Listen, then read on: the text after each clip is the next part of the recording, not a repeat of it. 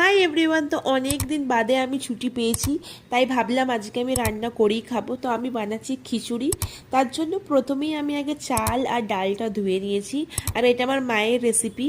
তো আমি আগে আলুগুলো ভালো করে কেটে নিলাম, প্লাস আমি আলু ভাজাও বানাবো, তাই জন্য আমি আলুগুলো কুচি কুচি করে কেটে নেওয়ার পরে পেঁয়াজ, আলু, লঙ্কা, রসুন যা আছে আমি সব তার খোয়া ছাড়িয়ে নিয়েছি, কারণ কি আমার রান্না করতে তাহলে সুবিধা হয়।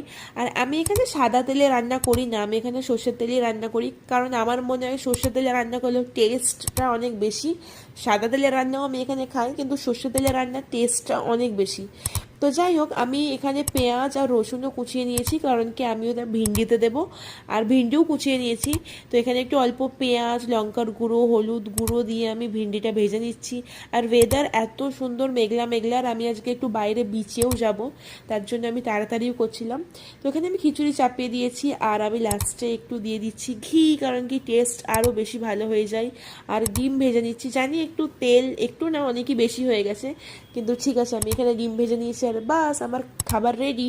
আর আমি এখানে রেডি হচ্ছিলাম আমি বিচে যাব বলে, স্নান টান করে একটু চুলে সেরাম লাগিয়ে, বেশি কিছু করিনি, অল্প একটু পন্সের পাউডার অ্যান্ড লিপস্টিক লাগিয়ে, মাস্কারা লাগিয়ে আমি রেডি হয়ে গেছি। তো বাস, কেমন লাগলো আমাকে জানিও ভিডিওটা, আর যদি ভালো লেগে থাকে লাইক অ্যান্ড সাবস্ক্রাইব করে দিও। বাস টাটা, দেখা হচ্ছে পরের ভিডিওতে।